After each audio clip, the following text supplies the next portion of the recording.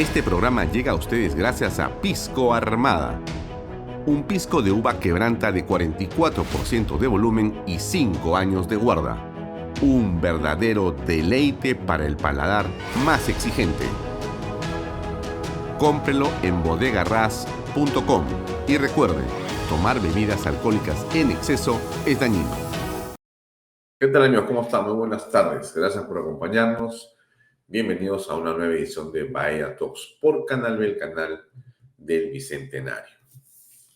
A ver, hoy tenemos un programa muy interesante, pero no se olvide que hoy en Canal B hemos tenido Viento a Favor, este programa estupendo de José Ricardo Stock, que tuvo como invitado a Carlos Durán, Paz, presidente de Perú Cámaras. Interesantes reflexiones y conversación de José Ricardo Stock, se lo recomendamos, está ya en la web de Canal B. También hemos tenido En nombre de la ley, que conducen, como usted sabe, Verónica Valenzuela y Oriel Balega. El tema ha sido el sicariato feminista. Bueno, ¿qué significa esto? ¿Qué es lo que hay detrás de estos feminismos extremistas, ¿no? Y ha estado como invitado Rodolfo Luis Vega y Malena Cruces y Saharet Alicia. La columna de Fernando Sillonis, la noticia del día, la vuelta de la corrupción al gobierno regional de Ica. Como usted sabe, Sillonis fue gobernador regional de Ica y, bueno, luchó de manera denodada contra la corrupción, pero parece que esta ha vuelto. Bueno, ¿qué significa eso? Escuchemos a Fernando en la columna que grabó hoy más temprano. También la videocolumna de Óscar Becerra. Educación no se trata de sí o no, sino de cómo. Ajá, y ese cómo es el que comenta él en su columna, videocolumna Meritocracia. Y ha estado también la columna del día de hoy de Juan José Luis Gil, atentado en Rusia. ¿Qué significa? ¿Qué es lo que ha ocurrido en esta incursión terrorista de hace unos días que ha causado entre 130 y 160 muertos? Se están todavía identificando y encontrando a las penosas víctimas. Muchas cosas que comentar. Ahí está la columna de José Luis Gil.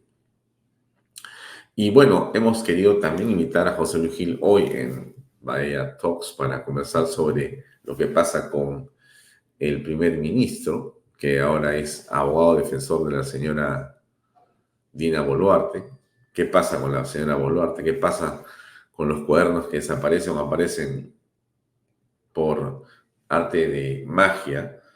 De su casa salen, aparecen en la vía expresa.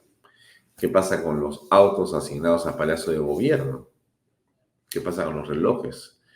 ¿Y qué pasa con Vladimir Cerrón? Que cada minuto que transcurre, la impresión que está dejando a todos es que tiene una comunicación o tiene una relación o existe algún tipo de chantaje o no sabemos qué exactamente entre este personaje y la señora Dina Boluarte. ¿Qué es lo que está sucediendo exactamente?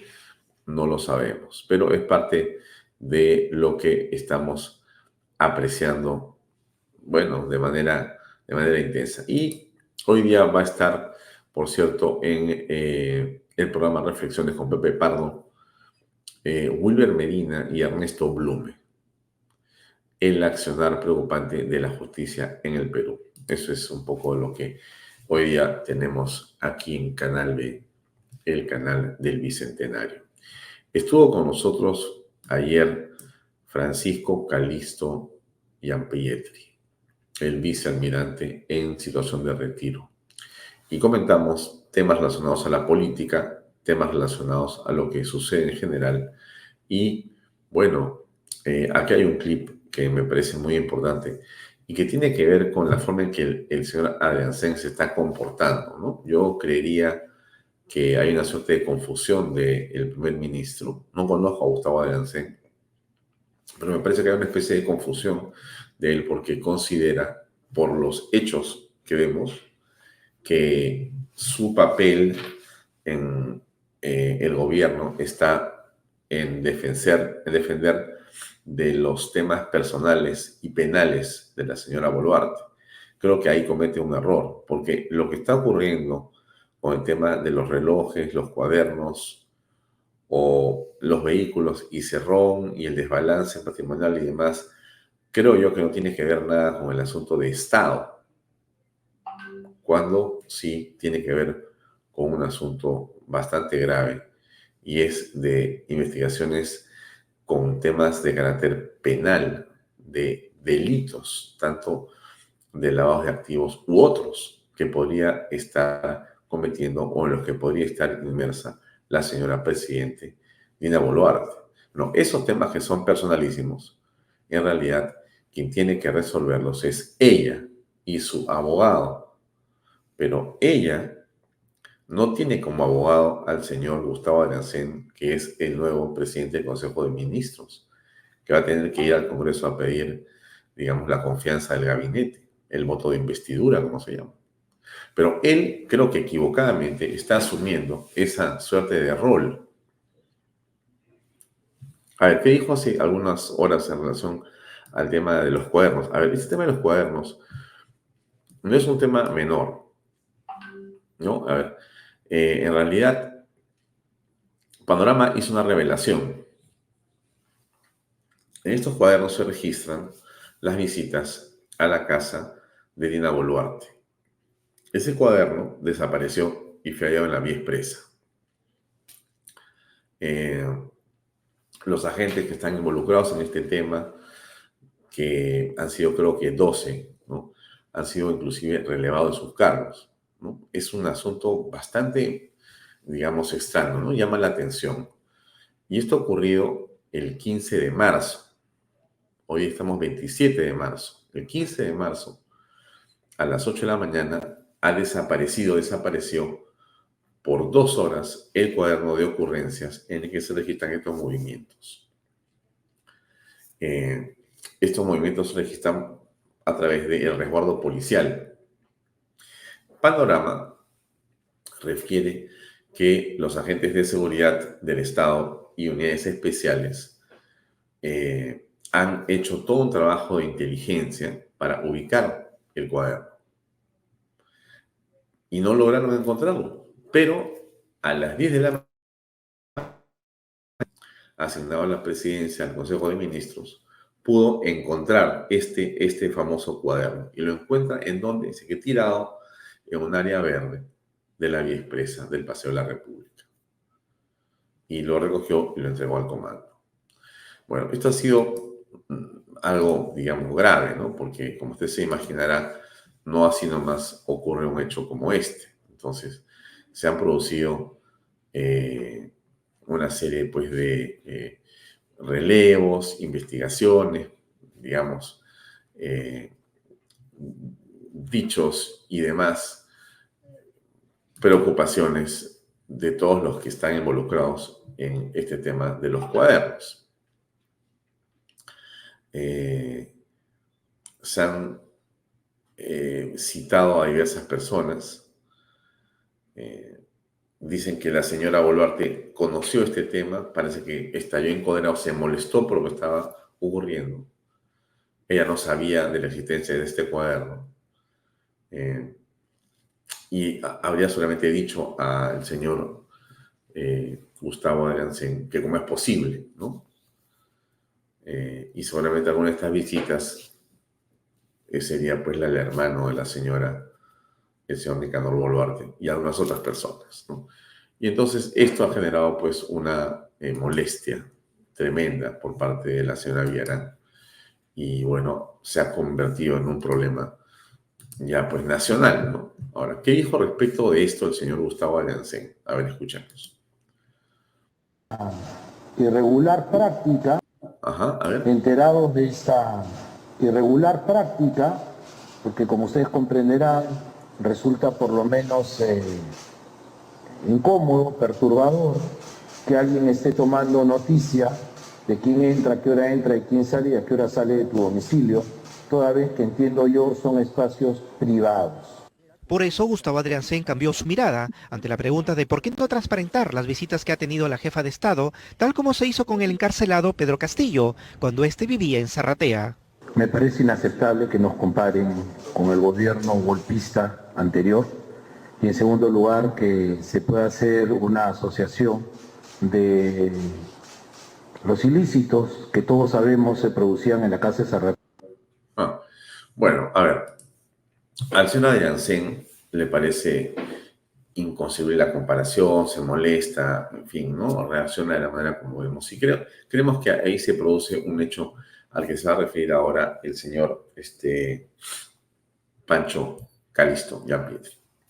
¿Por qué ocurre esto? Bueno, creemos que el señor Adriancén, no sé si ha confundido, confunde o está mal informado sobre las, digamos, prerrogativas que tiene el presidente del Consejo de Ministros, que no es, por cierto, defender de los temas penales a la jefa de Estado.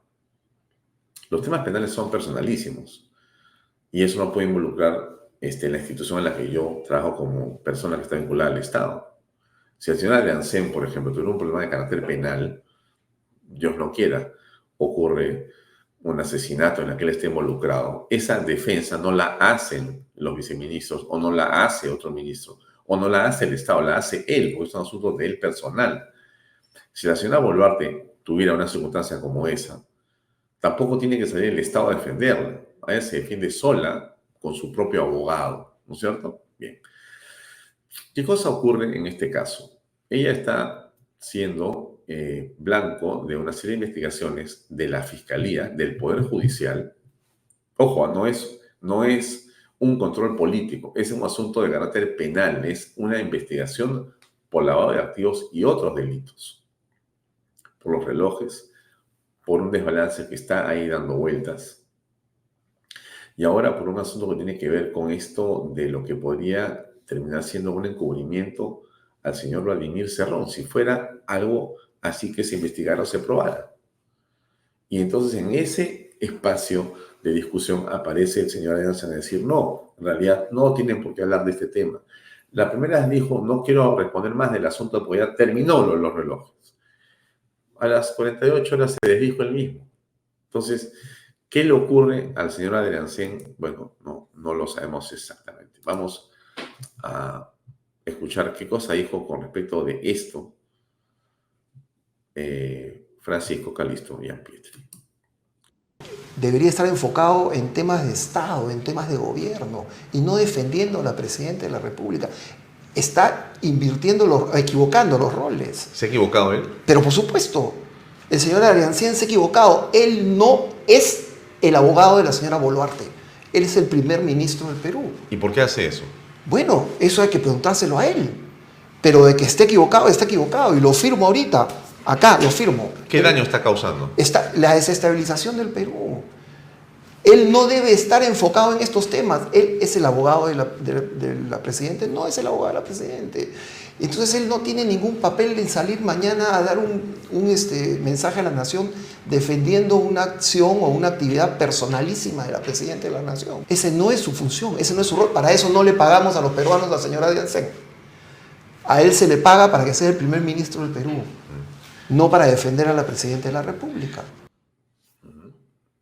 No es una defensa política, es una defensa de un tema en el que la señora Boluarte tiene que dar explicaciones. Dicho sea de paso, en las últimas horas, la señora Boluarte dijo que no, y ha pospuesto los temas relacionados a los relojes.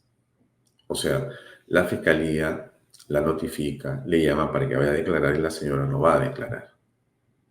Sigue alargando el tema. En realidad, miren, nosotros hemos estado hablando en este programa, usted lo ha escuchado, nos ha visto decirlo. Nosotros hemos dicho que en realidad no tiene ningún sentido que nos estemos pasando la vida hablando de los relojes o de estos temas que no son los fundamentales para el país. Lo fundamental para el país tiene que ver, lo repetimos, y usted también lo ha dicho en sus comentarios y lo dice en sus comentarios, el asunto relacionado con la inseguridad, con la economía, con las políticas públicas y con el desarrollo del país. Eso es en realidad de lo que deberíamos estar conversando ahora. O sea, Debemos estar preocupados por cómo hacemos para que el dengue no se siga expandiendo, cómo detener la criminalidad, cómo mejorar la inversión pública, cómo incentivar la inversión privada, cómo generar más confianza para generar puestos de trabajo, ¿no es cierto? Eso deberíamos estar discutiendo, ¿no? Más puestos de trabajo, más inversión, cómo lo hacemos los peruanos, cuándo corregimos esto, cuándo corregimos lo otro. Pero ¿en qué estamos jalando este chicle de Boluarte? Por una razón muy sencilla, porque ella lo está haciendo. O ella tiene un problema gravísimo del que nos vamos a enterar tarde o temprano, o en realidad, pues, el grupo de gente que la acompaña y la asesora es de una, digamos, incapacidad impresionante. Pero es ella y su entorno, porque déjeme trazar una línea paralela, pero necesaria, ¿no? De todas maneras. Usted ve el caso de Javier González Olaechea en la Cancillería. Ese es una especie de avión que camina solo. Es más, yo creo que si tú ves el gobierno por el lado de la Cancillería, pareciera otro gobierno, porque tienes relacionamiento con el extranjero, relacionamiento al interior, con los que están alrededor de nosotros en los países, con una serie de políticos claves en el mundo entero, preparándose para el APEC, ¿no? Mirando la perspectiva del país y del Estado peruano en relación a lo que pasa en el extranjero. Y claro, si la Carta Magna dice que la que, digamos, dirige las relaciones internacionales es la señora Presidenta de la República, es obvio, amigos, que eso dice la Carta Magna. Pero es obvio que ella no dije nada en ese sentido. ¿Por qué? Porque ella está ocupada básicamente en negar y en ver cómo acomoda estos asuntos que son minúsculos, pero que al parecer tienen debajo algo más grande y grueso. Lo que está pasando no es algo simple. Por más que podamos o puedan imaginarse que hay que sostener a Dina Boluarte, en opinión de algunas personas, ese sostén de Dina Boluarte termina siendo imposible de ejecutar porque la condición en la que ella ha puesto su propio gobierno es de una debilidad absoluta. O sea, ella ha debilitado su propia gestión. Ella ha, digamos, hecho esto. Ella ha promovido esta, digamos, crisis en la que estamos, o en la que está su gobierno.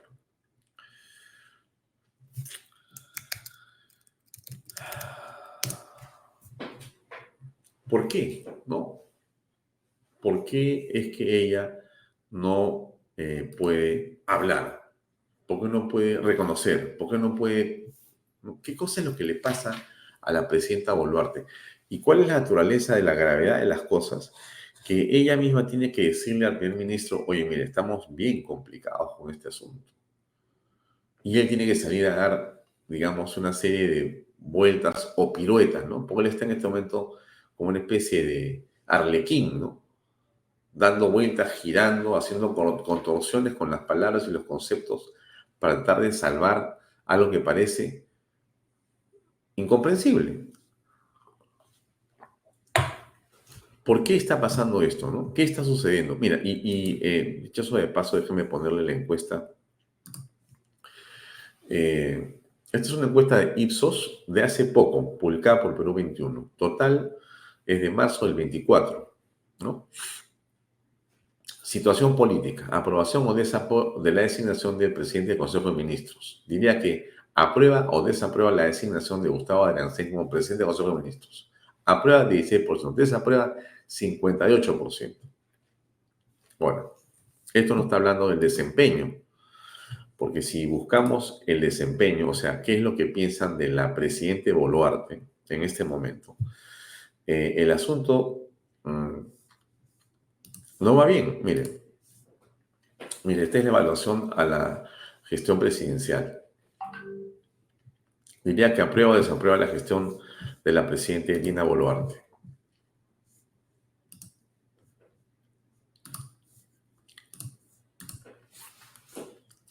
En rojo, ¿no? Arriba. Desaprueba. 88%. Mire cómo sube desde diciembre del año 22 en que ella asume. Usted ve ahí el 68%, ¿no es cierto? Va subiendo, subiendo, subiendo en desaprobación. Casi siempre ha subido. Tiene un par de bajaditas, pero hoy está en 88% de desaprobación. Y la aprobación está en 9%.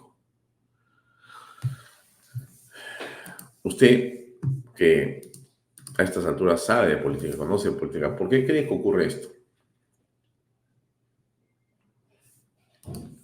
¿Qué es lo que pasa, no? Mire la desaprobación que tiene el ministro del Interior. Esto ya es gestión, ¿no? Esto no es, si estoy de acuerdo con el nombramiento, que es el caso de Adrián Sen, ¿no? Esto es evaluación de la gestión del ministro del Interior. La pregunta es, ¿diría que aprueba o desaprueba la gestión de Víctor Torres como ministro del Interior? Aprueba 10%, desaprueba 75%. O sea, 75% desaprueba la gestión del ministro del Interior. Esto lo hacen para molestar a Senador Boluarte, para molestar a Adrián Sen, para molestar a quién. O es la gente que dice, oye, esto ya es el colmo, ¿no? Ya, señor ministro, usted está pintado en la pared porque, bueno, salvo que vivimos en otro planeta, pero todos sentimos que la cosa está de terror en las calles. O sea, uno tiene que salir de su casa, persinarse, irse a trabajar, no pararte en ninguna parte ni en la puerta de tu casa, porque en la puerta de tu casa también te van a asaltar. Si por alguna razón esperas a que salga tu hijo o tu esposa o esperas a algo en ese espacio que estás en la puerta de tu casa, pasa un vehículo, bajan facinerosos y te pueden robar todo, te pueden matar. En cualquier distrito. Esto no es que aquí hay más serenazgo, no, es en cualquier lugar. Miraflores, San Isidro, San Juan de Miraflores, Villa El Salvador, San Juan de Lurigancho, Comas, Ate, Santa Anita, donde sea que estés, te pasa lo mismo. Ni qué decir de los celulares. O sea, ya tener un celular es una invitación al delito, pues una locura esto. O sea, el Estado no te puede dar la seguridad que no te van a robar. Ya todos nos han robado. O te robaron la cadena, o el reloj, o te robaron el celular, o te rompieron las lunas de tu vehículo cuando estabas en movimiento, o cuadrado, o como fuere que sea. Entonces, y no existe de parte del Estado y del ministro nada, ¿no? ¿Usted lo ha visto hablar a él? ¿Usted lo ha visto en una conferencia de prensa? ¿Usted lo ha visto en algún lugar diciendo, miren, señores, dejen contarles mi plan, déjenme decirles lo que voy a hacer, acá está esto, está lo otro? No, no existe nada. No existe nada. Miren, lo único que tenemos de seguridad hecho en las últimas horas o días, yo no soy tampoco, pues, publicista del señor Porky, pero lo único que hemos visto de seguridad en los últimos meses es esto. Motos de las 4.000, esto es como parte del primer lote que ha entregado el alcalde de Lima Metropolitana, Rafael López Aliaga, a la Policía Nacional del Perú. De esta manera se va a combatir la criminalidad, la delincuencia, los altos índices de asaltos, de robos que ocurren de manera diaria en los distritos de Lima Metropolitana. Estamos viendo a las diferentes unidades que han sido las primeras en ser beneficiadas con estas motos que ya están completamente equipadas. Por ejemplo, vemos parte del escuadrón de emergencia, el equipo de los halcones también, escuadrón verde. Son distintas unidades de la Policía Nacional del Perú que son los primeros en tener estos vehículos menores que, como los estábamos observando ahora en pantalla, ya se encuentran equipadas, ya se encuentran listas para combatir el crimen. Estas motos son de la marca Honda y cuentan con un motor de 300 centímetros cúbicos, lo cual va a asegurar hasta 139 kilómetros por hora con 6 velocidades, porque sabemos que en Lima hay muchas zonas con rutas bastante abruptas. Hay que subir cerros, hay que tener mayor velocidad, mucho más con la que se... Bien, entonces, lo único que hemos visto en seguridad en la ciudad de Lima en los últimos meses es las motos del señor López Aliaga, que se demoraron un poco aquí y allá, bueno, creo 400. Entiendo que va a poner 400 mensuales y este año debería haber 4.000, si no me equivoco, de 10.000 que ha ofrecido. Bueno, el señor López Aliaga no tiene presupuesto, no tiene en realidad, sino le han dado pues un barco hundido, que es la Municipalidad de Lima, y el señor lo ha rescatado. Esto seguramente hay gente que le molesta, porque el estilo de López Aliaga es confrontacional. Perfecto, todo lo que quieran de López Aliaga, ¿no? ¿Por qué hace esto? ¿Por qué hace el otro? ¿Por qué se pelea con las personas? ¿Por qué? Ok, ya. Pero vamos al objetivo, pues, estimada señora, señor, porque si no, ¿de qué vamos a conversar, pues, en este programa? Entonces, el señor López Aliaga consigue las motos. No voy a hablar de la gestión porque si no, de eso no quiero distraerme en hablar de otra cosa. Entonces, me quiero concentrar en el tema de la seguridad. Entonces, el ministro del Interior, que tiene un presupuesto institucional superior en varias veces a la Municipalidad de Lima, pero en varias veces, ¿no? O sea, la cantidad de plata que maneja el Ministerio del Interior es varias veces el municipio de Lima, en un año, varias veces. Y no puede comprar ni siquiera una motocicleta.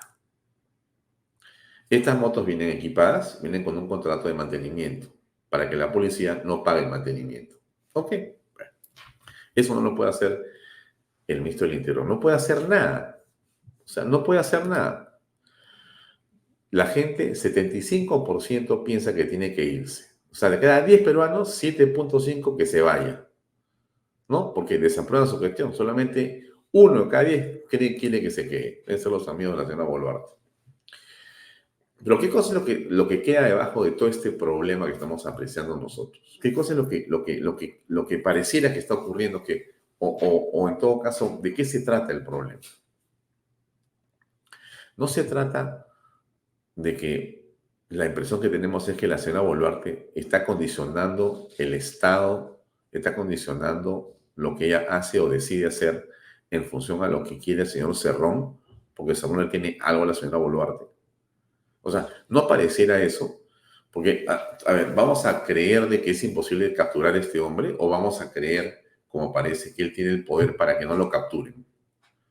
Y esos vehículos cuadrados en esos sitios tan extraños, esos vehículos cuadrados a 5 metros de donde se supone que estaba él, 2 vehículos que son exclusivamente de uso de la señora Boluarte, de la Presidenta de la República.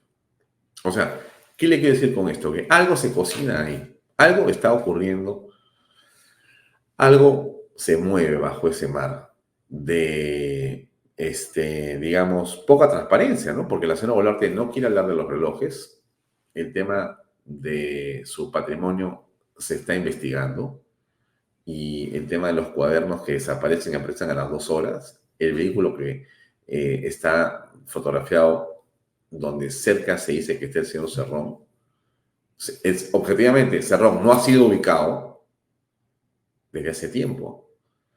Torres aparentemente no sale siendo, con todo respeto por el señor Torres, una persona inadecuada para el cargo, inapropiado para el cargo. Entonces, ¿por qué se le sostiene a este señor ministro? ¿Porque es funcional a no capturar a Cerrón? Alguien me dirá, Alfonso, tú estás alucinando, ¿no? Estás viendo visiones, porque en realidad no es así.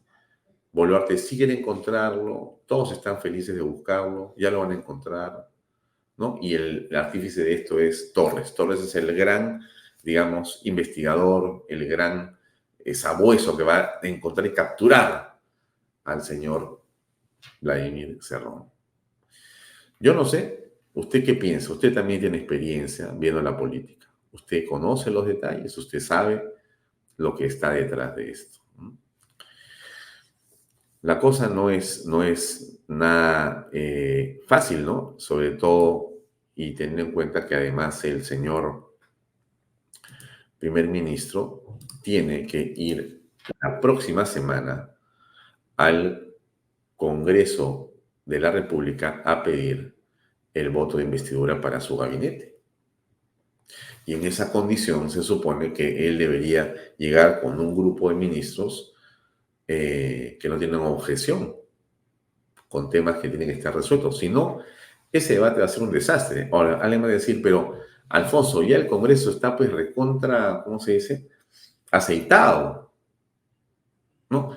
A ver, pero antes que nada, ¿no? Mire, yo sí separo a algunos congresistas de la mayoría de congresistas, ¿no? Algunos para mí son muy respetables. Hay damas y caballeros que desde mi punto de vista yo elegiría a un nuevo Congreso. Yo reelegiría, ¿no? Yo discrepo de la forma como ellos han hecho esa reelección y esa Cámara de Senadores. Creo que para la reelección ellos debieron haber dicho, va la reelección, pero no nosotros. Y para los senadores dijeron, va a senadores, pero no que tienes que haber sido congresista para ser también, no cumplir con el, requisito de los 45 años. Porque da la impresión que los más jóvenes han hecho esa reforma para ellos ser candidatos al Congreso y le quitan legitimidad y además esto sabe muy mal, ¿no? Claro, finalmente la gente es la que va a votar, pero qué poca, digamos, corrección, ¿no? Tienen estas personas. Pero, en fin, esa es otra discusión. Pero, ok, entonces, separando los buenos congresistas de la mayoría que son un desastre, sinceramente. Entonces yo pregunto, ¿usted cree que estos congresistas van a objetar a al señor Adriancén? De repente no. De repente Adriancén está feliz porque ha acordado con ellos algo ya, ¿no? Y en la política se acuerda, ¿no? O sea, en la política por supuesto que hay idas y venidas, ¿no? Estuvo el grupo de Avanza País y aquí la vocera, Norma Yarro, dice lo siguiente. A ver, escuchemos. Conocer un poco lo que va a presentar el día 3, que es el día de la investidura. Hemos conversado sobre las inquietudes que tenemos como bancada, sobre los problemas políticos que se vienen suscitando en el país, sobre el tema de la seguridad ciudadana, ¿no? Los 3 ejes, el tema de educación, el tema de cómo vamos a dar esta seguridad para que la gente invierta en nuestro país. Hemos también solicitado de alguna manera un pronunciamiento sobre el tema de la Junta Nacional de Justicia y las acciones que se vienen tomando, sobre la problemática de cada una de las regiones. Acá representamos a Arequipa, a Lambayeque, a La Libertad, cómo es que está funcionando el tema de la emergencia en La Libertad, sobre el tema de la captura, que hemos prácticamente exigido, que sería una manera de darle un mensaje a la población de Vladimir Cerrón. Y creo que es momento de que Vladimir Cerrón sea ya capturado, que no puede seguir burlándose de la ciudadanía del país entero, tuiteando en redes y que nos está demostrando que no solamente se necesita voluntad, sino se necesita autoridad. ¿Y cómo ha tomado ese el ministro del Interior? Hay sobre ese tema, sobre el tema de Vladimir Cerrón, ¿qué cambio en el discurso hay puntualmente sobre ese compromiso? Porque van diciendo lo mismo hace 180 días. Bueno, no sabemos, él ha dicho que vamos a esperar al día 3, que espera llevarnos resultados. Le digo, no nosotros, creo que tendría que darle los resultados a todo el país. Pero lo importante es que hemos manifestado que para que tengamos una buena relación lo que se necesita es transparencia. Se necesita una buena comunicación y se necesita abordar temas importantes. Por ejemplo, salud, educación, seguridad, el tema que lo transmitió muy bien el congresista Williams, de la minería ilegal, hay que ser muy claros en eso. El tema también de las obras de infraestructura, la reactivación económica. Entonces, han sido 2 horas largas, como comprenderás, somos una bancada no muy grande, pero sí con bastantes propuestas y sobre todo poner las cosas claras en la mesa para que el día 3, el día que vaya el premier con los ministros, podamos tener un debate decente, digamos, ¿no? Lo que queremos nosotros es no hacer de esto un circo. Claramente sabemos lo que queremos, la transparencia por parte del gobierno, queremos que Vladimir Cerrón sea, una vez capturado, queremos que se incentive el tema económico, queremos que haya esta lucha en contra de la inseguridad ciudadana pero también necesitamos tener que el Congreso demos una imagen de autoridad y de respeto a la población. ¿Tiene realmente un plazo para evitar la censura del ministro del Interior? No hemos conversado, y creo que le ha quedado claro que el ministro del Interior tiene bastantes... digamos, para terminar la idea de Norma Yarro, bastantes problemas. Bastante que responder, ¿no? Porque, en fin, ¿ustedes creen que vamos a lograr que dentro de unos días más se capture a Cerrón con ese ministro, con ese presidente? Yo no creo. No creo. Solamente me equivoco. Ojalá, de repente la Semana Santa transforma las cosas. Otro tema, ¿no? Otra bancada ha estado también allá. Noches a todo el país. La presidenta del partido va a intervenir porque ese es el acuerdo de la bancada. Presidenta. Ya, muy buenas noches. Yo solamente voy a mencionar los temas que hemos venido a tratar. ¿No? Los primeros temas que le importa a toda la población, que es seguridad ciudadana. El segundo tema, importantísimo también para nosotros, el tema de salud. El tema de educación, el tema de seguridad alimentaria, el tema de agricultura, el tema de producción y lo que es corrupción. Cada uno de los congresistas va a decir algo. En fin, todos están, ¿no?, con su agenda para conversar, ¿no? Esa es la política. Está bien, está muy bien. Pero sin resultados, no sé a dónde va el ANSEM.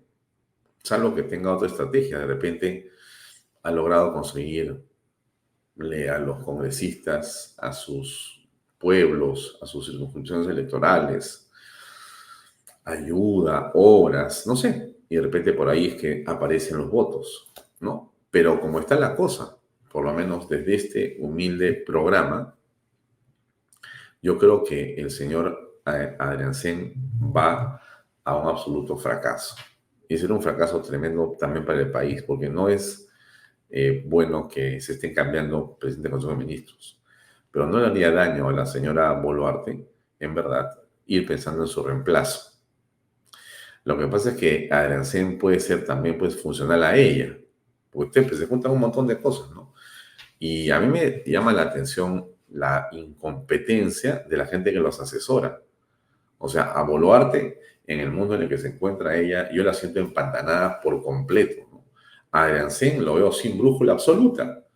No sé quiénes serán sus asesores, en verdad, si les quedan algunos, porque creo que se han ido varios. Pero esto es inconcebible. O sea, un presidente del Consejo de Ministros, una presidenta de la República, tiene que tener gente profesional que le explique cómo se manejan las crisis, qué es lo que se tiene que hacer, cómo tiene que enfrentarse a una situación de tal complejidad y cómo se tiene que optar. Pero eso no está ocurriendo en este momento. A ver, para hablar de otro tema, ¿no? Porque hay varias cosas que conversar, pero para hablar de otro tema, a ver, algo que sí me llama la atención. Este tema de la seguridad es increíble. Ah, bueno, pero Carlos Álvarez dijo algo interesante. Antes de ponerle a Carlos Álvarez, déjenme mostrarle otra cosa. Estuvo conversando con Pepe Chevasco aquí en Vaya Talks, Miguel Segarra, perdón, en canal Miguel Segarra Maquiavelo, que es un empresario exitoso, que tiene muchas horas con el Estado, hace cosas así, ¿no? Y dijo una cosa que realmente ha tenido una repercusión interesantísima y quiero comentar. Este clip dura 1 minuto. Escuche usted lo que dijo este empresario a José Chevasco en su programa Educación y Política. Escuche. La Contraloría le hace... Yo estoy convencido que la Contraloría le hace daño al país. Es un convencimiento personal. Lo he conversado con 2 contralores. Se lo he dicho directamente. ¿Por qué? Porque esto me lo dijo un contralor. Me dijo, nosotros no tenemos suficientes inspectores como para supervisar todas las obras del Perú. Entonces somos cazadores, me dijo. ¿Cómo así? Vamos a una región, pedimos las obras más importantes que está haciendo la región y buscamos un pretexto para denunciarlos, porque mi éxito es denunciar. Entonces la Contraloría evalúa su éxito en la cantidad de denuncias que hace. Tampoco está pensando en la eficiencia, no está pensando en la eficiencia en el gasto público, no está pensando en la eficiencia en la ejecución de las obras, no. Para ellos la eficiencia es denunciar. Y por supuesto que muchas de sus acciones de denuncia terminan paralizando obras, quebrando empresas, ejecutando cartafianzas, y ellos lo ven como un éxito. Ya, eso que señala este empresario, ¿no? Miguel Segarra Maquiavelo, él es hombre del grupo Memphis, tiene varias empresas, pero esto que señala el señor Maquiavelo, Segarra Maquiavelo, es de una, digamos, rotundidad y veracidad tremenda, ¿no? El incentivo que tienen los miembros de la Contraloría está en paralizar, en investigar, en buscar lo que sea para demostrar que están haciendo su trabajo. Porque si llegan a un lugar y no investigan, entonces ¿para qué están? Es exactamente lo que ocurría con la SUNAT en un momento en el que iban a tu oficina a buscarte y tenían que buscar y encontrar lo que sea que estuviera mal para ponerte más impuestos si decía a su oficina, jefe, por si acaso, esto no había nada, pero ahora tenemos esta situación adicional. Entonces, cuando había más y más y más que acotar, habían bonos de productividad para ellos. Ocurre lo mismo con la Contraloría. Hay bonos para quienes paralizan más horas por los montos que se paralizan, porque supuestamente así se detiene la corrupción. O sea, estamos frente a un Estado paralizado, pues. Ahí está. Maquiavelo, o Segarra Maquiavelo, un hombre valiente, un empresario exitoso en el Perú, a pesar de todo, pero él dice, pues, ¿no? Todos quebramos. O sea, aquí tú te salvas porque Dios es grande. Porque si tú haces las cosas bien, viene una persona a la Contraloría y te objeta lo que sea, y te hunde. Lo dejo como reflexión, ¿eh? Vamos a pasar la conversación. Está el video de Carlos Álvarez. Pero vamos a desahuevarnos. Ajá. Lo dejo ahí, ¿no? Pero tiene razón Carlos Álvarez. Hay que cambiar las cosas.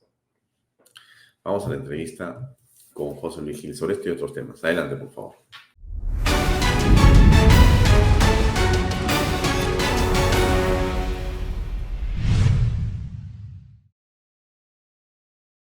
Bien, amigos, estamos en la entrevista de fondo hoy con José Luis Gil. Como ustedes saben, José Luis es un hombre experto en inteligencia, en análisis político y demás. José Luis, gracias por acompañarnos. Buenas noches. Buenas noches, Alfonso. Gracias por la entrevista. José Luis, varios temas que preocupan en general la opinión pública y tienen que ver con que, una última encuesta señala casi un 75% la opinión de que la población está en realidad desaprobando la acción del Ministerio del Interior. El ministro Torres parece inamovible. No se entiende a esta altura por qué el presidente Boluarte lo mantiene teniendo tantas objeciones de tantos sectores. ¿Qué crees tú que está detrás de de esta terquedad de la presidente Boluarte?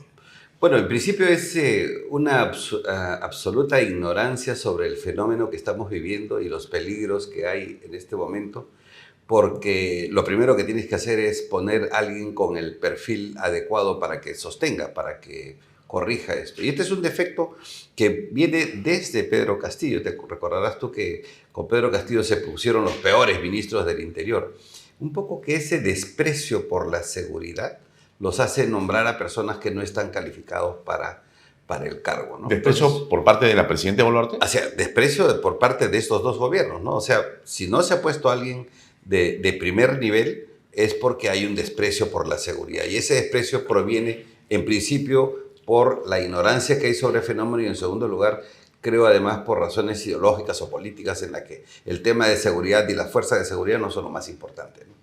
Pero, pero eso es algo bastante grave, lo que afirmas, porque estaremos frente casi a una inacción entonces, porque en lugar de buscar a los mejores, más preparados, o los que tienen un plan, lo que estamos evidenciando es que el no hacer es una razón para que te mantengas en el cargo. Por supuesto, o sea, nosotros lo que estamos diciendo es describir la realidad para el 75% de peruanos, más los expertos, incluso el Congreso de la República, para dejar sentado que el ministro Torres no tiene las capacidades como experto en temas de seguridad, no es un invento, es una realidad. Entonces, quiere decir de que no están poniendo intencionalmente, ¿no es cierto?, a alguien con estas capacidades, ¿no? Bueno, a ver, y entonces eso nos hace pensar, bueno, mal, digamos, ¿no? O bien, no sé cuál es tu lectura. En las últimas horas hemos leído que la presidenta Boluarte ha decidido remover a uno de los principales cabezas del sistema de inteligencia en el país. No conocemos las razones, nunca las van a dar, simplemente ese tipo de, digamos, cargos no necesitan explicación. Creo que tienen seguramente alguna directiva para haberlo realizado. Entonces, pareciera que hubiera ahí dos razones que se contraponen. ¿Cuál es la que está más cerca de la verdad, según tu opinión? La primera puede ser porque, en realidad, la Dirección de Inteligencia no está acertando en nada, ¿no? Hemos escuchado que, en realidad, el cuaderno de ocurrencias de la casa de la presidenta desapareció, apareció en la vía expresa. Hemos visto que no logran capturar a quienes deben capturar y son varios los buscados por la justicia. Y la DIGIMI parecía que no tiene una, digamos, actitud proactiva ni efectiva. Entonces, como están mal, lo saco. O puedes leerlo al revés. Como quiero proteger a alguien y están cerca de capturarlos, lo saco. Entonces, hay dos visiones del mismo fenómeno, ¿no? Unos dicen, no, lo ha cambiado porque ya iba a acoger a algunas personas, a capturar. No, lo ha cambiado porque no ha capturado a las personas. Bueno, a ver, por favor. A ver, lamentablemente las personas que acaba de sacar, uno, al director de la DIGIMIN y dos, al director de inteligencia, o sea, al segundo hombre más importante en el sistema de inteligencia del Ministerio del Interior, el coronel Triboso, con muchos años de experiencia, con una alta capacidad para almacenar información y darle inteligencia estratégica al Estado peruano. A dos personas conocedoras las sacas para poner a dos personas absolutamente extrañas al sistema de inteligencia. Entonces, la intención aparentemente no es mejorar ni corregir este desatino de no capturar a Cerrón, sino por el contrario, sigue poniendo a los peores. O sea, en la misma línea gubernamental de poner mal ministro para el Ministerio del Interior, el ministro del Interior pone a los peores o a los menos calificados para continuar el trabajo de inteligencia. Entonces, obviamente la opinión pública va a preferir esta hipótesis de que estarían haciendo todo lo posible para no capturar a Cerrón, y eso es lamentable, ¿no? Claro, pero esa opinión que tienes estaría trasuntando que en el fondo la señora Presidenta de la República está o de acuerdo o en complicidad o está ocultando a uno de los prófugos de la justicia que es central en este momento, el señor Vladimir Cerrón. ¿Es así? A ver, en el ambiente flota desde hace buen tiempo, ¿no?, una supuesta amenaza de Vladimir Cerrón contra ella, porque tendría pues videos, tendría audios o lo que fuera para perjudicarla en su gobierno si es que ella no hace determinadas actividades en favor de él. Una de estas podría ser el hecho de su captura. Es una hipótesis válida. La gente tiene derecho de acuerdo a las evidencias que estamos teniendo hoy, a la información que hay, que la gente se arme esta hipótesis de que la señora estaría haciendo todo lo posible para no capturarlo. Solo ella puede demostrarle a la población, al país, que eso no es cierto. Pero lo puede demostrar si es que pone a las personas correctas en el sistema y no a las personas equivocadas, ¿no? Bueno, entonces, según tu explicación, deducimos que en efecto la Presidenta de la República estaría apañando a Cerrón. Si eso es así, déjame jalar esa línea de pensamiento para elucubrar algunas ideas más. Si esto fuera así, estimado José Luis, estaríamos frente a un hecho en extrema gravedad. Si el gobierno en la cúpula, o sea, la señora Presidenta de la República, está ocultando a un prófugo de la justicia, estamos frente a unos hechos que son gravísimos por la siguiente razón. Porque entonces el que está gobernando ahora termina siendo él. Es decir, si tú no haces lo que yo quiero, le dirá Cerrón a la señora Presidenta, entonces yo voy a hablar, yo voy a revelar, yo voy a contar tal o cual cosa. Y entonces tenemos un gobierno maniatado y no sabemos las intenciones de Cerrón. Bueno, las conocemos, digamos, por su discurso político. Pero esto es en extremo grave, ¿no? Sí, claro, porque alguien que tiene la capacidad, como primera hipótesis, de manipular las decisiones del presidente, de la presidente, alguien que tiene ese poder sobre él o ella, puede pedir más cosas, ¿no es cierto? Entonces, sí es grave, es una hipótesis lamentablemente grave que no surge del subjetivismo, sino de los hechos concretos que estamos viendo ahora. Entonces, eso ahora, es peligroso. Dentro de este esquema hay, digamos, tres momentos distintos o tres, digamos, líneas de investigación que han salido por los medios de comunicación. La que me llama la atención a mí es la de los vehículos cuadrados en algún lugar cerca de este, digamos, condominio en el kilómetro 100 más o menos del sur, Míconos, ¿no? Dos vehículos que se mueven con orden de Palacio de Gobierno y del Presidente de la República, porque están a su disposición, el vehículo presidencial y el cargo de seguridad. ¿Qué hacían cuadrados ahí? No se sabe cuándo exactamente, o de repente sí, pero en todo caso, diríamos que la señora Presidenta de repente quiso ir a la playa, podría ser eso. Pero si somos un poco más perspicaces, y se ha dicho, porque hemos escuchado por todas partes, hemos visto reportajes en televisión, que estaba el señor Cerrón cerca de esa posición, o de repente en ese mismo condominio, entonces la sospecha continúa. ¿Qué piensas tú? Claro, a ver, nuevamente, todos estos hechos que están construyendo una hipótesis que el público ya lo está manejando con mayor intensidad, ¿no? Hace que la aparición de estos vehículos en un lugar como la cercanía a Míconos comiencen a hilar o a tejer una idea más grande. O sea, ya para la gente, para algunas personas podría ser de que ella ha ido a Míconos a visitar a Cerrón. O sea, y eso solamente se puede permitir cuando el oscurantismo, el ocultamiento de la verdadera circunstancia no llega, pues, esta información a la población. La población tiene que saber por qué hacían ahí. Alguien tiene que darnos una explicación coherente para decir, bueno, esa parte no corresponde a la hipótesis, tiene razón, ¿no?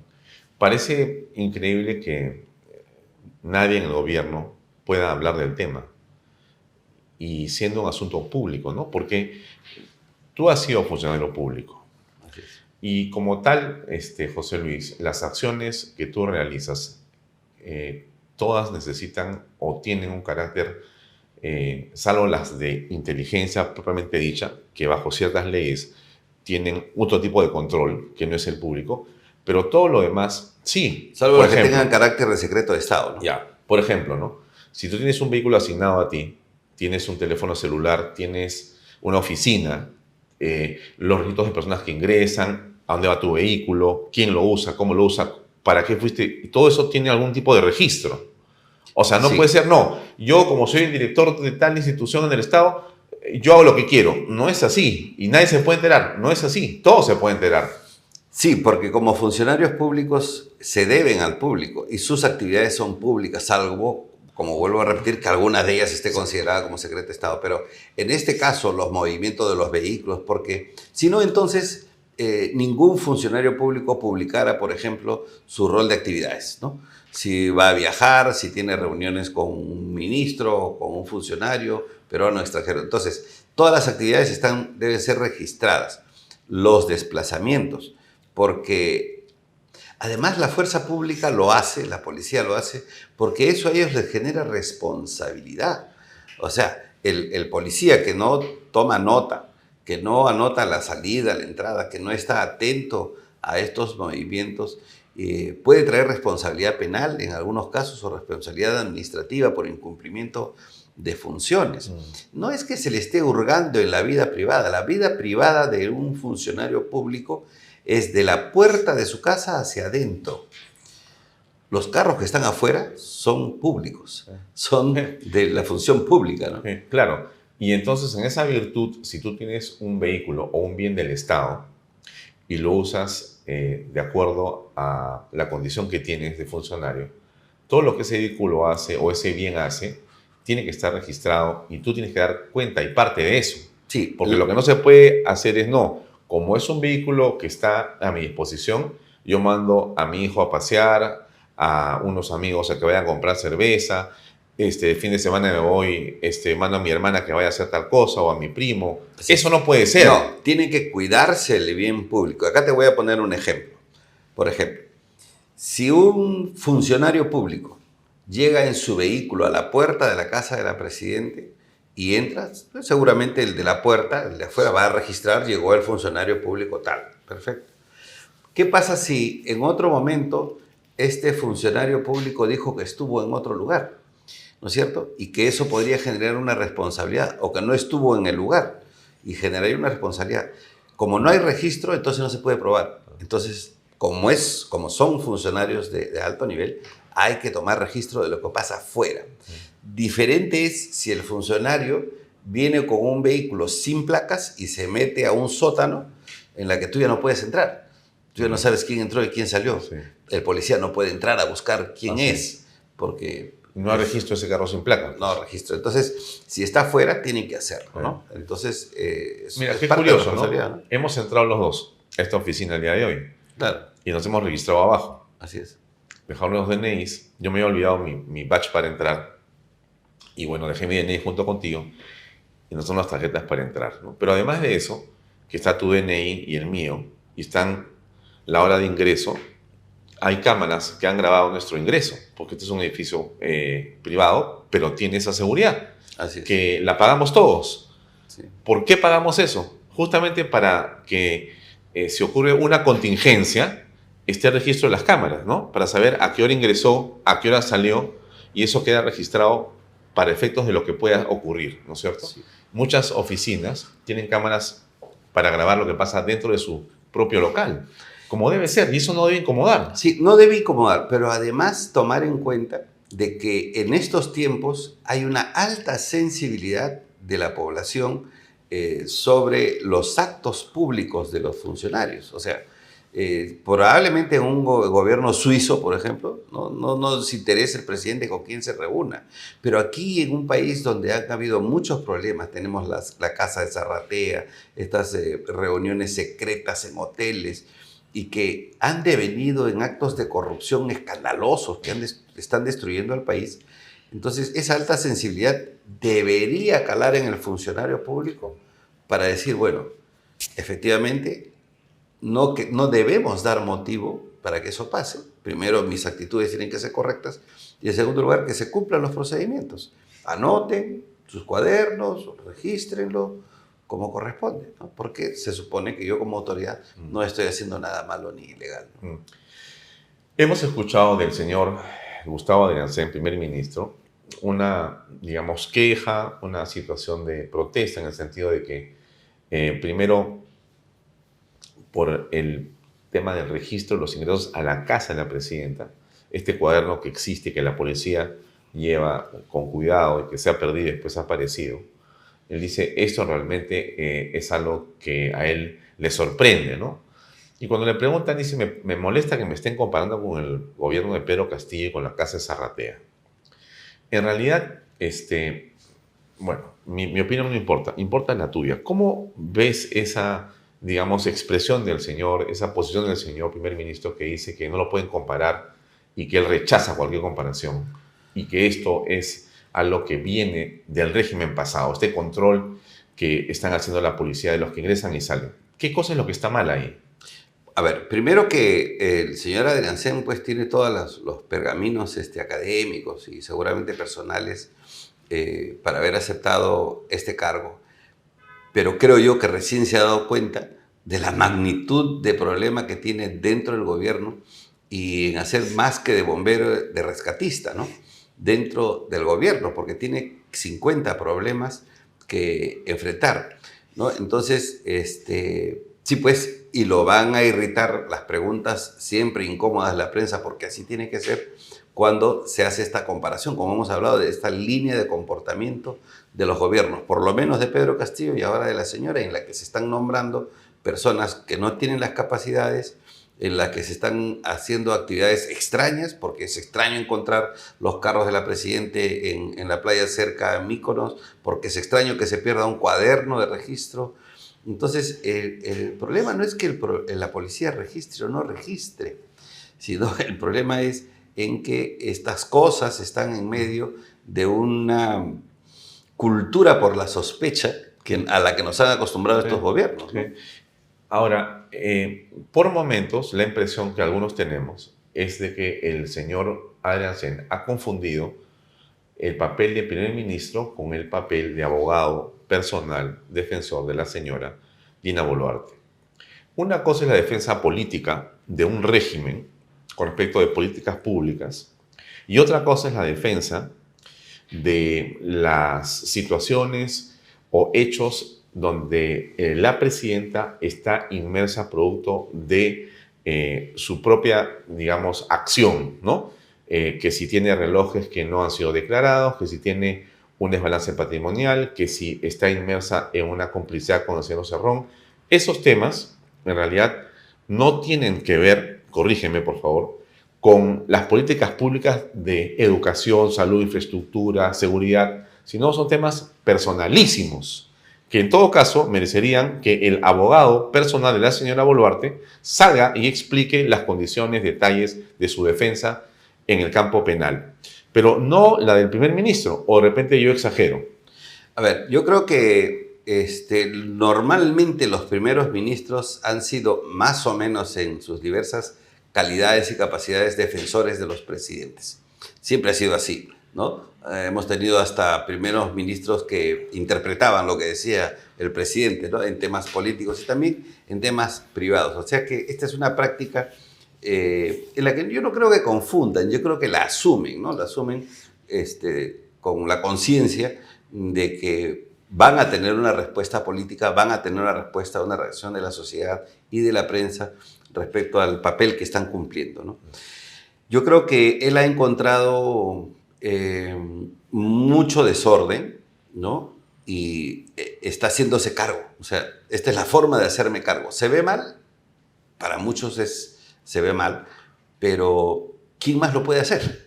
¿Quién más puede arreglar el desastre que se está viviendo ahora dentro del, no sé si del gabinete, por lo menos con algunos ministerios, ¿no? Bueno, un abogado, ¿no? Que ella pueda nombrar, porque, sí, insisto, no se separan los temas. Y al no separarlos, no está ella poniendo en riesgo su gobierno justamente, y la estabilidad del país, ella la pone en riesgo. Y Adrián Sen, con su actitud, esto es, o sea, me dicen, dice ellos, ¿no? En realidad todo esto desestabiliza al país, perdón, desestabiliza al país la forma en que tú manejas el problema, no el problema en sí. Sí, efectivamente, pues, o sea, es la forma como lo están llevando, la manera como están ellos presentándose hoy en la prensa con estos problemas. Y esto, la verdad que les está generando una situación compleja, ¿no? Pero creo que sí, que debería salir la presidenta, que debería salir su abogado, que el premier debería distanciarse de estos temas y concentrarse en lo medular. Lo medular, la inseguridad. Lo medular, la salud de la población. Eso es lo medular. Sí. ¿No? Ahora, avancemos sobre otros dos temas que también han llamado la atención. Uno tiene que ver con el desbalance patrimonial aparente en investigación, cuentas que no se conocían, algunos millones de soles que estaban depositados en las cuentas de la señora, que varias cuentas tiene la Presidenta de la República, y los relojes benditos que están ahí dando vueltas sin saber si son originales o son réplicas o son de dónde y cuyo origen se desconoce. Y regreso a una parte de tu comentario hace un momento. Dices, lo que aquí, digamos, preocupa más es la falta de transparencia. Entonces, insisto, estamos frente a un hecho en el que la señora Presidenta de la República, por sí misma, está complicando las cosas. Esto debió resolverse al día siguiente de la revelación del hecho de los relojes, con una conferencia de prensa donde ella decía, esto ha sido así, y se acabó. Pero al no hacerlo, estamos en una especie de situación en la que va creciendo esta bola de rumores, de preocupaciones. ¿Tú crees que ella tenga la capacidad para poder explicar esto? ¿O qué va a pasar? Bueno, yo creo que ahora están buscando la forma de responder cada una de estas interrogantes. De estas interrogantes. Pero creo que ayuda, aunque sea casi a lo bonzo la actitud del Premier, le ayuda de alguna forma. Sin embargo, sé que hay un círculo de asesores, no sé si bajo las sombras, de asesores casuales que tiene en su alrededor, que no tendrían las capacidades para poderla orientar de manera correcta. Y esa es probablemente una de las cosas con la que está lidiando el Premier, ¿no? De que te encuentras a un presidente que tiene un tipo de asesores que al final no son las personas que orientan correctamente al presidente, ¿no? Entonces, pero eso que tú dices es en extremo grave a estas alturas, ¿no? Sí, porque ya no solamente uno aprecia lo que tú dices en el campo de la señora Presidenta de la República, sino en el campo del Premier. El discurso del domingo, sinceramente, daba ganas de abrazarlo a Gustavo y decirle, oye, hermano, siéntate y nunca más digas nada así. No sé quién te ha escrito ese discurso y qué estás hablando, ¿no? Porque para mí, con todo respeto por la señora que no conozco personalmente, ha hecho un papelón, ¿no? Pero la señora Boluarte también hace papelones. Entonces, pero en este mundo contemporáneo... No te olvides que en política se tragan sapos, ¿sabes? De acuerdo, pero sí, pero tú puedes tener hasta un estilo para traerte un sapo y puedes terminar siendo elegantísimo, ¿no es cierto? Claro. Pero entonces, llego al punto siguiente, ¿no? En el mundo, en la contemporaneidad, en el presente, todo, estimado José Luis, está casi resuelto. Y para todo existen especialistas y profesionales realmente que te ayudan mucho a poder sobrellevar, manejar y poder realmente salir airoso de una crisis. Cualquiera que sea la crisis, ¿eh? De cualquier tipo, ¿no? Pero hay gente que te lo analiza rápidamente, claramente, y te dice, mira, estas son tus dos opciones. La mayor, la menor costo, pero tienes que hacer estas dos cosas porque así vas a quedar bien, aun cuando hayas metido la pata. Pero aquí, sinceramente, no pareciera que hubiera nadie que tiene capacidad para poder explicarle a la presidenta lo que está ocurriendo, la gravedad de la situación. La incapacidad para comunicar, ¿no? Para comunicar. Sí. Eso revela entonces que el equipo de comunicaciones, por ejemplo, no está haciendo un trabajo. El equipo de asesores legales, de profesionales que debe tener, tampoco le está dando un camino. Y en esto se encuentra con un Adrián Sen que va a tener que tragarse semejante sapo. Y esto, la verdad que es inaudito, ¿no? Ella no puede rodearse de asesores realmente de ínfima categoría, ¿no? Sí. Ahora, llegamos al punto de la inseguridad, que es el otro gran tema, que finalmente está al final de esto, ¿no? O al principio, no sé. Pero es el hecho de que en las calles el tema sigue siendo terrible. Comencé con la pregunta de ese 75% de gente que quiere que se vaya el señor Torres. Pero hay un Congreso, estimado José Luis, que no pareciera estar a la altura del problema nacional, porque salvando las excepciones de siempre en el Congreso, existe una mayoría, ¿no es cierto?, que al final no censura al ministro, lo interpela, que es un engañamuchachos, pero no lo censura. Entonces, pero ¿quién dice que para ellos es lo más importante? Esta es una competencia de sumo, pero en arenas movedizas. ¿Quiénes son los dos peleadores? Todo, o sea, la progresía controlando todos los poderes posibles y el Congreso en su bronca con ellos. O sea, ellos están enfocados, embarcados en una bronca, en una pelea de sumo, pero están haciéndolo en las arenas movedizas de la criminalidad. Entonces están dando cuenta que siguen peleándose y enfrentándose y están hundiéndose cada vez más y con ellos el país. No están asumiendo una responsabilidad. Entonces, según lo que tú ves, ¿no va a pasar nada con Torres, con el ministro del Interior? No veo hasta el momento las 33 firmas que se requieren para la censura.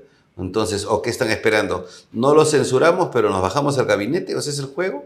¿Cuál es el juego entonces que no plantea hasta ahora el Congreso? ¿O tú crees que el 3 de abril, fecha en que se ha establecido para la presentación del gabinete, lo que va a ocurrir es que le digan al señor Adriancén, bueno, si usted nos saca a el señor Torres, ministro del Interior, pues no le damos la confianza?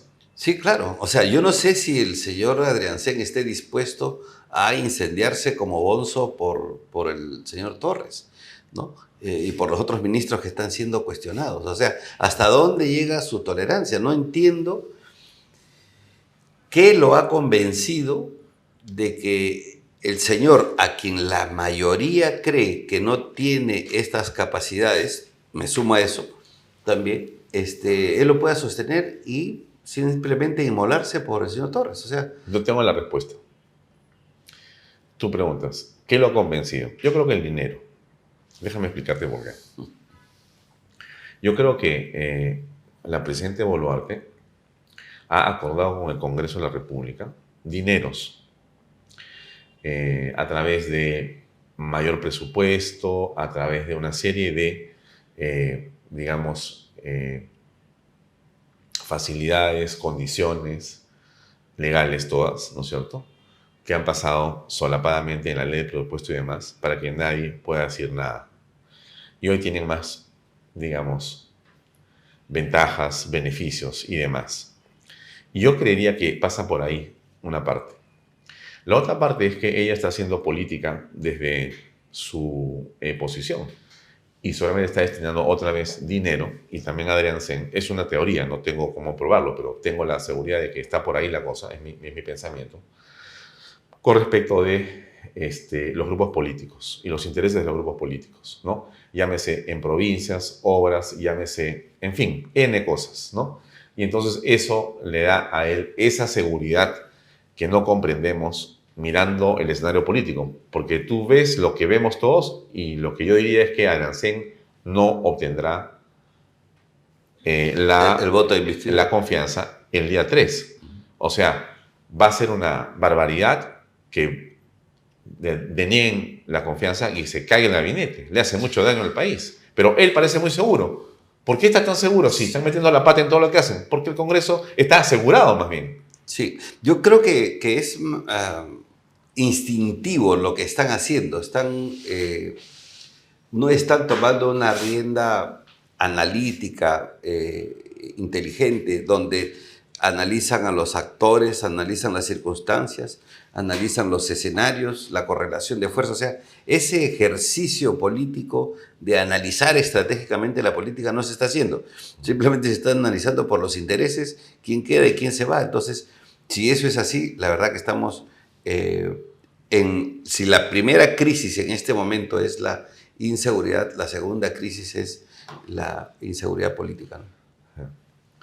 Ahora, para ir terminando, y estamos inmersos en la mitad de un proceso que ya es electoral, ¿no? Porque el 15 o a fin de mes de julio se vence el plazo para que quienes quieren participar como candidatos presidenciales puedan inscribirse en los partidos políticos. Creo que también para algunos que quieran ser congresistas y no invitados, ¿no? Así es. También participen. Pero los invitados no se inscriben. Así es. Ahora, es un poco raro, ¿no?, que haya un plazo tan perentorio, ¿no?, tan cercano y tan lejano al mismo tiempo, ¿no?, tan pronto para nosotros en este momento y tan lejano de la elección. Podría haber sido, el año preelectoral, que es el 25, pero no el 24, no 2 años antes. Es una contrasentido en realidad, desde mi punto de vista. ¿Qué piensas al respecto?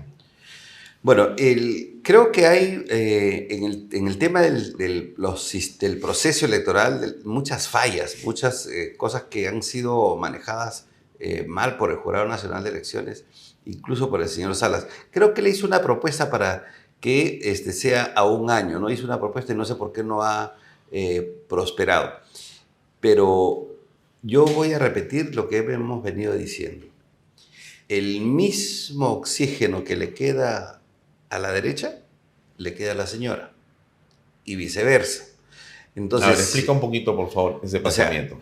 Es decir, si la señora termina por ser vacada, por ejemplo, ¿no?, o censurada 2 dos gabinetes y se arma la trifulca, ese mismo aire que tiene ella le queda a la derecha, porque como no se está organizando, ya tenemos a una izquierda y a una progresía en plena organización y están listos para una elección pronta, ¿no? El adelanto de elecciones sería casi al año de inmediato y estarían en condiciones de hacerlo. Entonces, este respiro de 2 años es para reorganizarse, organizarse, tomar aire y tomar fuerzas y hacer consensos para tener un gran frente de unidad en la derecha. Así que hay que decirlo con toda claridad.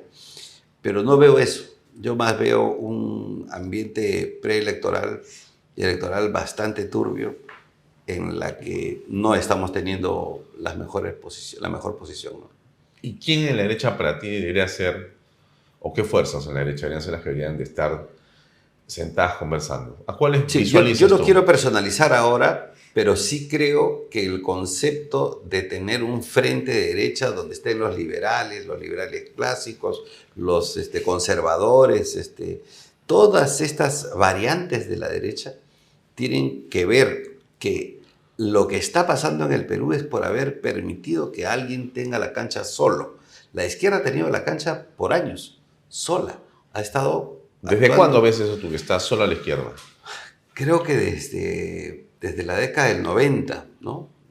Tal vez un poco más antes. No hemos visto una derecha estructurada que plantea... ¿Fujimori te parece de derecha o de izquierda? Es de derecha, sí.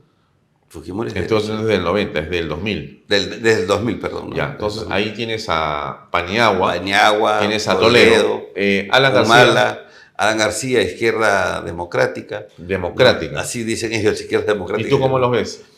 Yo creo que es un partido de derecha, ¿no? De derecha, ¿no? Así es, yo creo que es un partido de derecha. Se molestan los zapistas cuando tú eres de derecha. Yo no soy de derecha, yo soy de izquierda. Sí, bueno, nominalmente pueden llamarse como quieran, pero lo que pero además a un político lo juzgas por los hechos, los actos políticos y las decisiones. Así son de derecha, son procapitalistas, pro la libertad, o sea, pro las libertades. Sí, o sea, claro. Además ha cambiado el mundo, pues, ¿no? Claro, también han cambiado ellos. Claro, García cambió. Por supuesto. Bueno, entonces de derecha también lo decía ella de la Torre, que había que cambiar, que el mundo... Transformarse, ¿no? Transformarse, así es. Ya, vino Ollantumala, de izquierda. De izquierda, así es. Pero vino Pablo Kuczynski, el superhombre de derecha.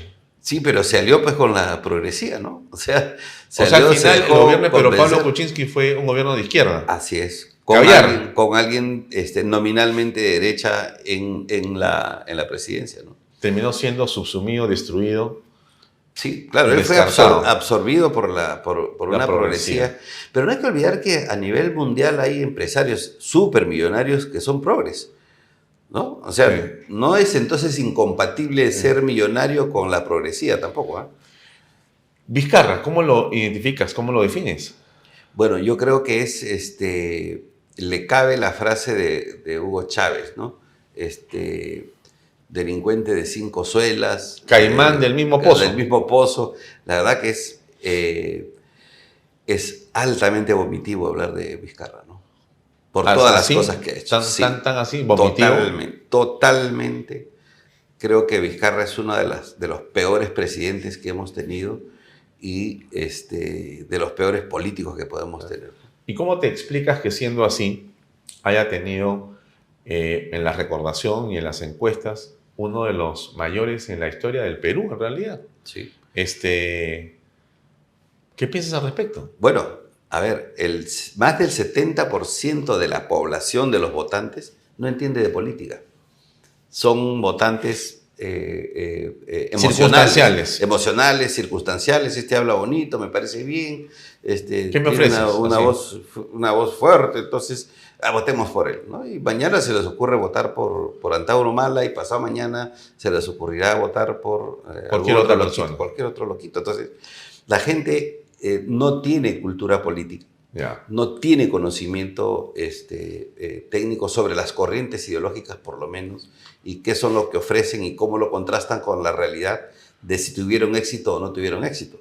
La gente no sabe que el socialismo en todas sus formas no ha tenido éxito jamás. Y solamente ha traído pobreza y atraso donde se ha instaurado. No lo saben, porque ellos, justamente esta izquierda y esta progresía se ha encontrado de imponer la llamada narrativa antiderecha, y ellos son los creadores de los antis. ¿no es cierto? Entonces, estos antis al final han calado en la población. Por eso es que digo que la derecha no está haciendo su trabajo, no está haciendo lo suyo, ¿no? Y llegamos a Sagasti. Sagasti, desastre Sagasti, porque nos dejó a, ¿cómo se llama? A Pedro Castillo. A Pedro Castillo con su secretario general.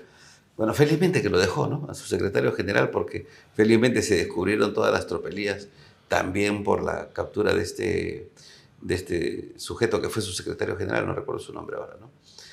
Pero también, o sea, todos tienen el mismo corte, el progresismo tiene la misma línea, esa línea en la que ellos creen que son la supremacía moral e intelectual y están haciendo bien las cosas, pero están destruyendo al país. Sí, pero ¿cómo explicas, José Luis, que a pesar de los resultados negativos en el mundo, porque no hay país donde se ha instalado el socialismo que haya tenido algún tipo de beneficio para la población, sabiendo esto y estando a disposición vía internet con un clic de la que te puedes enterar, ¿cómo explicas que en el Perú todavía no hayamos aprendido? Y en lugar de tener posiciones cerradas y clarísimas con respecto de la demagogia de la izquierda, todavía haya gente que alienta esto. Yo veía hace unos días un video de Vizcarra, ¿no? Dice que estaba en San Juan del Lurigancho. Me parece que era de verdad el video. Estaba celebrando su cumpleaños, dice, o algo así. Entonces la toma es muy interesante, porque comienza una toma cerrada donde solamente sale su cara. Y dice, bueno, yo estoy acá, no sé qué, y de repente levanta el teléfono, ¿no? Se da la vuelta y ves un grupo como unas 150 o 200 personas en mesas que están, parece que celebrando algo, podría ser el cumpleaños de Vizcarra, según dice él, eso era, podríamos dudar, pero todos gritaban, Vizcarra, presidente, o de repente lo han montado con inteligencia artificial. Pero llama la atención, ¿no? O sea, sí. ¿No aprendemos o qué? A ver, ellos tienen, la izquierda en general y la progresía tienen la capacidad de convencer, porque están mucho más cercanos con la gente, tienen un gran aparato publicitario, tienen muchos profesionales que son expertos en los temas de comunicación, y entonces aprovechan eso, ¿no? Esta forma, discúlpame la expresión, idiota con la que se presenta Martín Vizcarra, hola, de esas formas. Estoy haciendo parrilla, estoy durmiendo, estoy con Mickey Mouse. Todo eso es aconsejado. ¿Por qué? Porque justamente va a un sector que no conoce la realidad. Que no quiere pensar. Que no piensa en realidad. Y que le habla como él. Entonces, usando, ¿qué están haciendo? Y esto es criminal. Usando y manipulando la mente de los que menos tienen para seguir manteniéndolos así. Para seguir manteniéndose. Ellos se mantienen en el poder y tú te mantienes en la pobreza. Tú te mantienes en el abandono. O sea, esta es la estrategia perversa que están utilizando y por eso tienen gente, ¿no? Y se mimetizan, ¿no? Es como se llama el nuevo partido justo, ¿no? Lo justo. Lo justo, ¿no? Ahí tenemos a una Marisol Pérez Tello diciendo que no es caviar. Yo dicto clases en la Fuerza Armada, en el Ejército, soy capitán del Ejército. Como si no supiéramos nosotros que la progresía ha intentado infiltrar a las Fuerzas Armadas y durante años viene relativizando a las Fuerzas de Seguridad con estas clases que les dan o con estos premios o estas becas, ¿no? Sobre cómo manipular a las fuerzas del orden. Entonces, son tan descarados para presentarse ante la población como los salvadores, siendo los principales responsables de esto. Si bien es cierto, la derecha es responsable del 70% de la población económicamente activa, son responsables porque los han convertido en informales. La izquierda y la progresía son los responsables de la extrema pobreza y de la pobreza. ¿Por qué la derecha es responsable de la informalidad? Ya, por todo este abandono que hizo, por todo este abandono de la sociedad, por toda esta corrupción que han tenido, en la que la gente se vio obligado, ¿no es cierto?, obligado a buscarse su chamba, obligado a generar su propio recurso. ¿Por qué la derecha es culpable de la corrupción? No, porque también han tenido actos de corrupción, por supuesto. Bueno, están en todas partes, así no es la derecha o la izquierda. Ya, por eso, todos tienen un pedazo de la Pero la informalidad... La informalidad es producto, es la parte que no entiendo. Ya, la informalidad es producto del abandono que han tenido las poblaciones, la migración que ha habido después de los problemas de terrorismo, de los problemas económicos, justamente por esta gente que ha estado durante años cometiendo actos de corrupción. Entonces, eso genera un movimiento social, o sea, genera un desplazamiento de la sociedad hacia las capitales, y ahí, en el Perú por lo menos, se ha generado un nivel de informalidad que ahora produce millones. Pero los responsables de la pobreza y la pobreza extrema es la izquierda radical. Por ejemplo, Sendero Luminoso, con sus actos de terrorismo, nos infligió una deuda, una pérdida de más de 35.000 millones de dólares. La deuda externa del año 1990, esa nos la duplicó. ¿Cómo no vas a tener pobreza extrema con un nivel de destrozo del país, ¿no? Para terminar, José Luis, como última pregunta, hemos visto un video que transmitimos ayer y que está en las redes sociales del expresidente Alberto Fujimori, que está, creo que en algún fondo en el norte, está viendo flores o cultivando seguramente algún tipo de hortaliza o demás. Y nos decía su abogado, el doctor Helio Riera, aquí, que está muy bien de salud, ¿no? Y bueno, ¿qué piensa al respecto? A ver, indiscutiblemente el fujimorismo y Alberto Fujimori tiene un caudal político, un caudal de votantes, creo que hasta del 30-32%, de manera sostenida durante los últimos 30, 40 años, ¿no? Con todas lo que han pasado, la cárcel, que pagaron o no pagaron condenas, él mantiene un recuerdo en determinados sectores de la población. Y creo que eso el fujimorismo lo está capitalizando. ¿Es legítimo? Sí, porque cualquiera puede usar la imagen de sus líderes, como el APRA puede usar la imagen de Alan García, como los del PPC podrían, no sé si podrían usar ahora la imagen de Luis Bedoya.